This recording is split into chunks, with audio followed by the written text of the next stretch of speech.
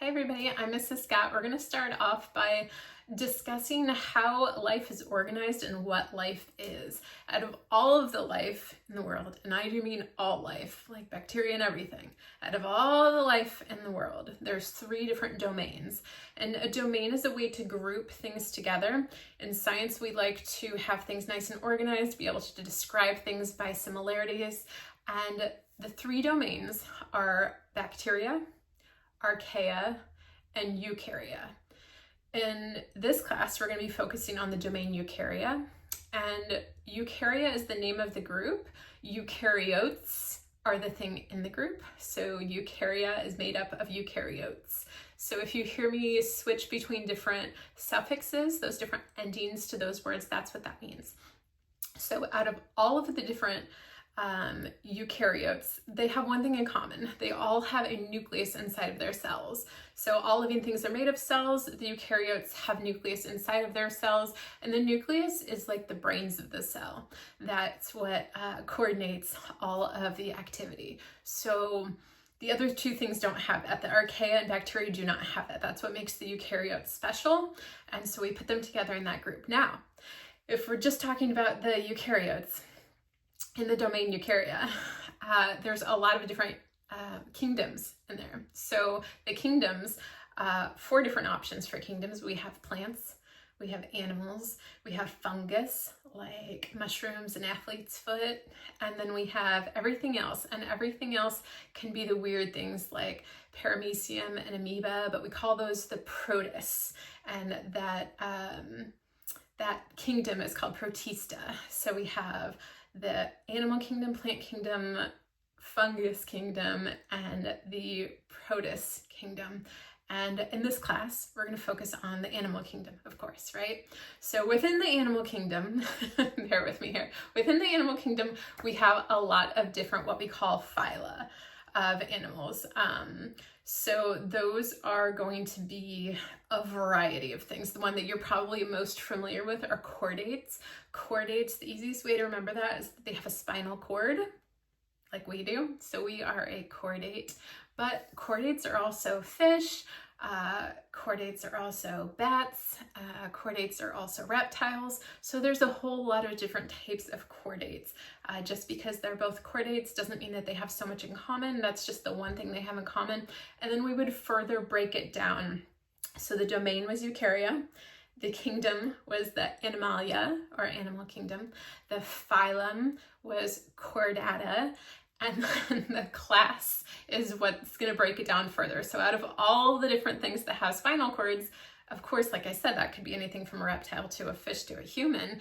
We need to get more specific and break it down further, right? What else how can they be grouped within that? What else do they have in common? So one class that you're familiar with is mammals. So out of all the things that have spinal cords, we could be more specific and say, we're just going to talk about mammals. And then even more specific than that, we could just talk about carnivores, right? Because not all mammals are carnivores. We have giraffes and we have tigers.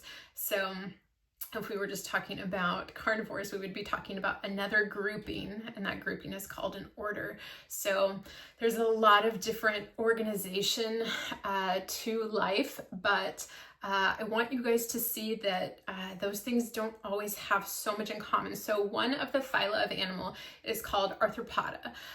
You guys have probably heard of arthropods, maybe. Sounds familiar a little bit. So arthropods include things like crustaceans and insects, which are 2 very different things, right? Crustaceans like crabs live in the ocean, and things like butterflies do not, but those both have an exoskeleton.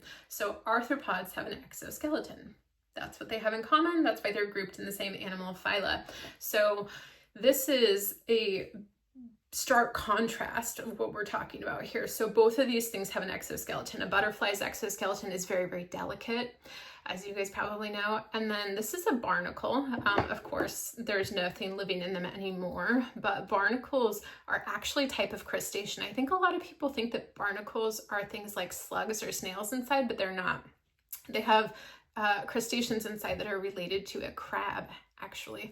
So both of these things would fall into the phylum Arthropoda. So, all right. And then the other thing I want to point out while we're here is that To be alive, a lot of people relate things to themselves and they think that just because we have a heart, everything that's alive has to have a heart. And when we're talking about the animal kingdom even, that's still not even true. Animals do not have to have a heart or lungs or blood or brains even to be able to be alive. This is what a lot of people would call a sand dollar. The thicker ones are often called sea biscuits. This is a type of echinoderm. Echinodermata is the phyla of animals that this belongs to, and it is related to a starfish. It even has this radial symmetry, which just means the symmetry goes from the center out like a starfish does. It has that, pattern of 5. So it's related to a starfish. It's in the same phylum of animals as the starfish. And the thing that they have in common, the reason why they're grouped together, is because they have tube feet. That's their way that they move, and in many cases the way that they bring oxygen into their body. But tube feet is what they have in common and why they get grouped together in that group. But a echinoderm, like a starfish or a sand dollar, does not have a heart and blood and a brain and everything like we think life needs to have. It is completely different. And an even more extreme example would be something like a sea sponge. This is a real dried sea sponge, and there's many different kinds, but sea sponge do not have those same organs that we would think might be necessary for an animal to be considered an animal. A sea sponge is a type of animal, even without a brain or blood or lungs. And honestly, the reason why these guys are grouped together in one animal phyla, theirs is called Porifera, is because they don't even have tissue. That's what they all have in common. Their tissue is not, and when I say tissue, I mean like skin. It's completely different. They don't have that. And so they all get grouped together.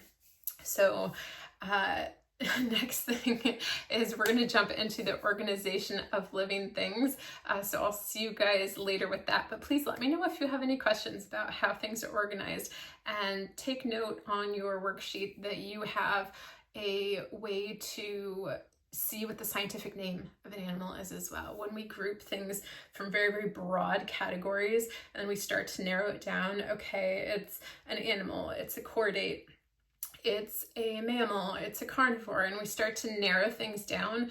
When we finally get to the end and we have those 2 last Latin words left right there, that's what's going to give us our scientific name. And that scientific name is made up of 2 words, and those are both Latin words, and that's called binomial nomenclature. That bi meaning 2, nomial meaning name.